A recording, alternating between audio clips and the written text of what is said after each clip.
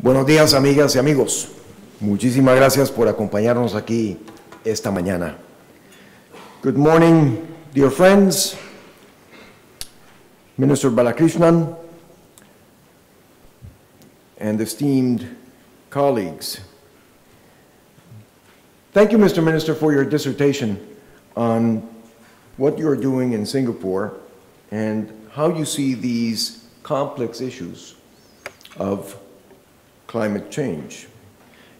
Hearing a Minister of Environment and Water Resources talk about getting prices right, eliminating subsidies, sending the correct signals to markets so that investors have a long-term perspective as to where we would like them to invest rather than in other areas is not at all common or usual. I have heard more than one Minister of Environment, amigas y amigos, and we have a very different minister in Dr. Balakrishnan. But we also have a very different country in Singapore. I have had the good fortune of visiting Singapore a dozen times over the last 15 years, mainly to come and study what this country has been able to do and see what lessons can be applied to other parts of the world that I am more familiar with. And I am always impressed with what they have been able to achieve with their global vision and with the way in which they can bring about change in such a practical dimension. So thank you very much, sir, for being with us here this morning. Welcome to Creating Climate Wealth, our workshop summit. As Peter said, this is completely different from other summits. This is very action-oriented in our 4 working tracks to achieve tangible outputs, to share knowledge, to create new opportunities, to walk away with new friends and some ideas that may help us all in our daily work. Over the next 2 days, as we involve ourselves, roll up our sleeves in maritime shipping, in energy efficiency, which the Minister has talked about, or whether it be in your smart cities and M2M track, or your waste to energy track, I am sure that we will all go away with things that we did not know today, this morning. Now, I would like to share with you some answers with respect to why the Carbon War Room, why the Carbon War Room in Singapore, and why this Creating Climate Wealth event. And to do that, I would like to put it in the perspective of the times in which we live, which Dr. Balakrishnan already mentioned as times with changes. So let me, or allow me please, dear friends, to zoom out from Singapore, look at the big picture, and then come back in here to begin our work. Up until 2007, we enjoyed about 15 or 18 years of tremendous economic growth around the world. The developed world grew, yes, of course, as we would have expected, but so did the developing world also grow. Africa, on average, about 5%. Latin America, on average, 7 to 8%. Asia, of course, the champions, 10, 11% growth. And that growth allowed us both to take millions of peoples out of poverty, and on the other side, incorporate perhaps another 600 million people into a new middle global class. Much of that new middle global class here in Asia. And I will come back to that because that has important manifestations with respect to consumption patterns towards the future. Then came the 2008 economic downturn, much less felt in Asia than in the developed world. We resurrected Keynes because we were going to spend our way out of the economic crisis, and as a result of that, parts of the world were left with huge deficits that they are now trying to cope with. More worrying than the deficits, although they are of concern, is the increased rate of unemployment around the world that now puts at risk an entire generation that is perhaps the best trained, the best educated, the more qualified generation humanity has ever produced, and that are finding a hard time in finding a job, contributing back to the world, to their societies, and to building their families. When we read economists in different papers of the world, we find different answers to the situation we are in. Some say this is U-shaped, others V-shaped, others W because it's a double-dip recession. Some say it's a sign of the square root with very slow growth coming out. When economists start talking about signs of square roots, I think they've gone through all the letters of the alphabet, and we are into uncharted waters with respect to how we get out of this. And much more worrying than that, in my case, is what I see political leadership around the world doing, with few exceptions, Singapore being one of those exceptions. Because what I see is an intention to take us forward into the past. Forward into the past. The entire effort here is to take us out of this economic doldrum by going back to where we are coming from.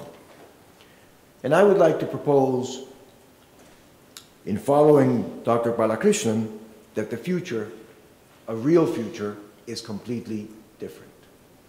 Perhaps we are seeing the end of 200 years that began with the Industrial Revolution.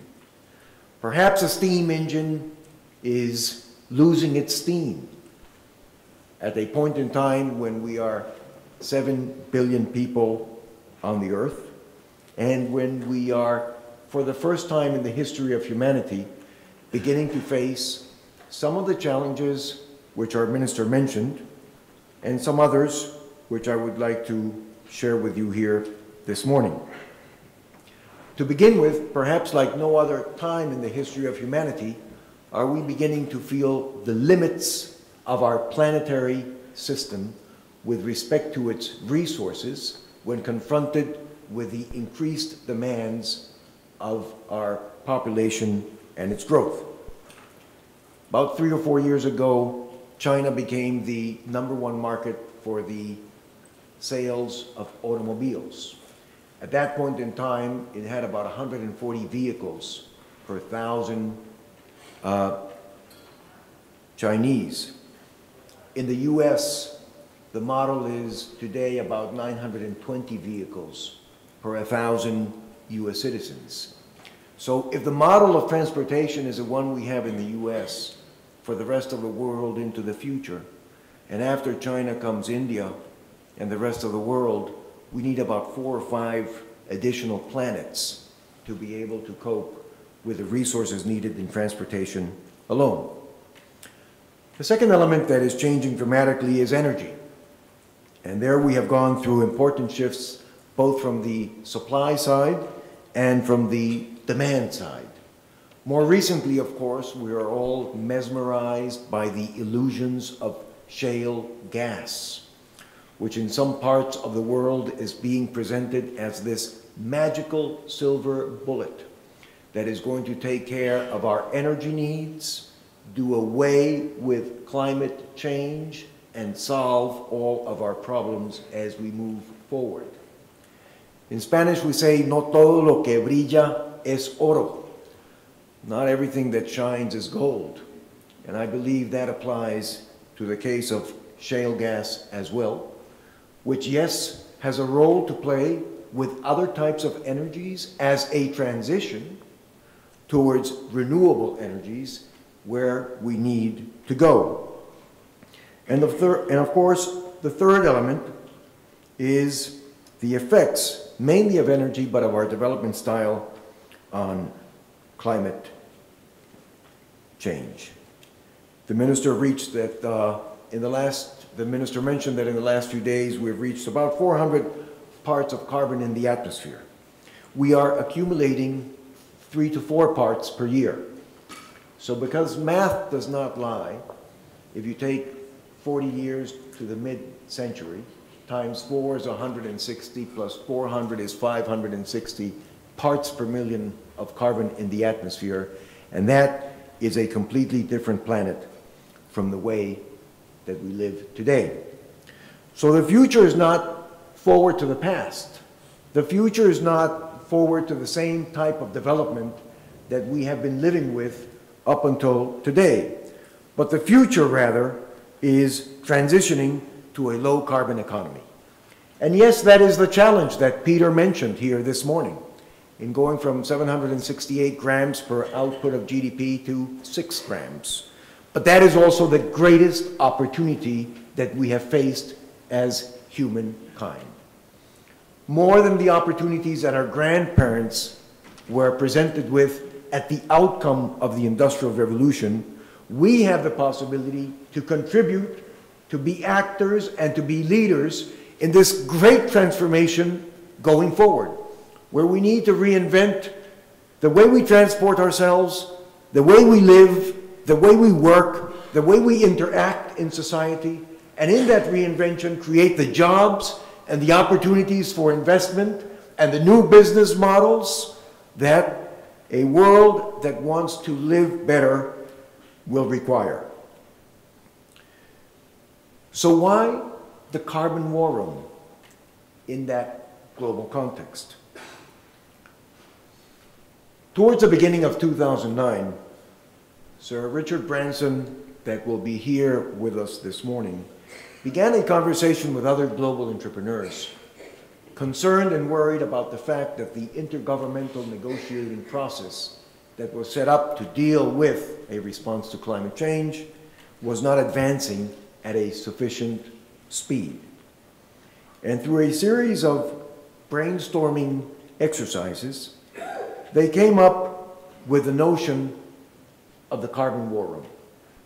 The name comes from Churchill's idea that to win the war, he needed to create a war room. And our mission is very simple. We exist to accelerate profitable and entrepreneurial market-driven solutions that reduce carbon emissions at the gigaton scale. At the gigaton scale because although we all have an individual responsibility to reduce our carbon footprint, here scale is important. And Peter invited us here this morning in his words to think about scale in our workshops over the next 2 days. How do we scale up the solutions that we come up with? And profitable, of course, because if the solutions are not profitable, we don't attract the capital and the entrepreneurship and the efficiencies and the wherewithal that the private sector brings to the table when it takes on a mission. Why Asia? Very clear. We're here first to learn. And so as Carbon War Room, we expect to get a tremendous amount of knowledge out of the workshops in which we will all participate over the next days. We're here to meet, to make new friends, to identify partners that in going forward with our operations will be able to become buenos compañeros de viaje, good companions in a voyage towards a future which we believe is possible. And of course, Asia and Singapore as a gateway because of the tremendous amount of activity and change that you are all a witness to. We already have one Asian partner working very actively with us in one of our operations, which, by the way, is our maritime shipping operation, and on which we have a working track here, led by Alistair Pettigrew, who is here with us this morning. RightShip, head by Warwick Norman. Warwick, are you here? Not yet. Has been our partner in the launching of a website called shippingefficiency.org. There are about 100,000 ships out there sailing the oceans, seas, and doing global trade. If you aggregate their carbon emissions, they would be equivalent to a country between Japan and Germany, about the 6th largest emitter of carbon in the world. And if you take these ships when they go up on a dry dock, which is about every 5 years, and you deploy a suite of technologies on them, you actually roll them off the dry dock consuming between 20 and 30% less energy, which is 20 or 30% cost savings to the global economy, and at the same time an equivalent reduction in CO2 emissions. So it makes business sense, and it makes environmental sense. And the question is then, why, if that is such a good, viable business proposition, isn't it being done in a greater degree today than what it already has? It's not been that way because of different market failures. Some are information failures that we have attempted to solve in the Carbon War Room working with RightShip through this website that I mentioned, which gives these ships an A to G energy efficiency rating as the ratings of a refrigerator or a vehicle, and which begins to bring more information to the market. And by the way, based on that information, last October, Cargill, Huntsman, and Unipec, Cargill, we know, the big grain mover, Huntsman and Unipec, two important charter companies, announced that they were going away from F&G rated vessels, which means 350 million tons not being transported anymore on F&G rated vessels, and which means a tremendous amount of improvement in the search for energy efficiency in our ships. Those are the things that are possible in other sectors as well. So why then creating climate wealth, this workshop summit? Because creating climate wealth, friends, is very much in a way the secret sauce in which the Carbon War Room works.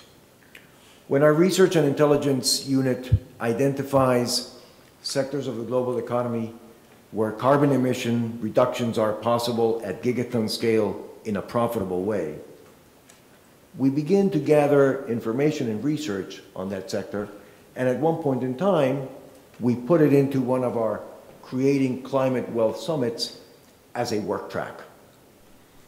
And that is the case here, for example, of smart cities and M2M.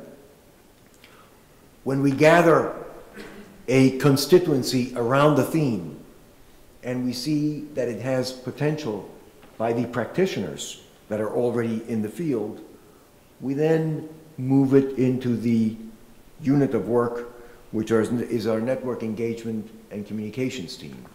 And from there, over a series of iterative processes where we build a community of strong supporters, allies, partners, and users, we then come to launch an operation. So you are an integral part of the work that we do, not only in terms of validating the flows and the operations we have, but also, of course, in terms of looking at the new possible operations that we may launch. Let me close by mentioning that it is also so fitting that we talk about this great transformation, this great opportunity we have ahead of us in Singapore. This country is known for transformations. Back in 1965, its GDP was $450. per person, and last year it was $57,000 per person. That's 127-fold increase. That type of transformation exemplifies the transformation that we need to work on together as we migrate into a low-carbon economy. And at the end of the day, amigas y amigos, this all becomes so intricately related to leadership. Every one of you here this morning is an agent of change. You're here because you're either already in this field, a practitioner, a seasoned veteran, you want to get into it, you have some ideas that you would like to share, or you have some solutions that you would like to bring back with you as you leave us here tomorrow. But at the end, you are an agent of change, a leader in the movement towards a low-carbon economy. And that is what will make the difference. Your leadership and these types of convenings in sharing our knowledge, sharing opportunities, and sharing a way forward. So thank you so much for your work here with us over the next 2 days. We in the Carbon War Room certainly look very much forward to this. Let me now call on Rajiv Ball and Cas Brescher, our partners from Think, which is a tremendous organization with a lot of leadership, creativity, thought, innovation to carry us forward from here. Thank you so much.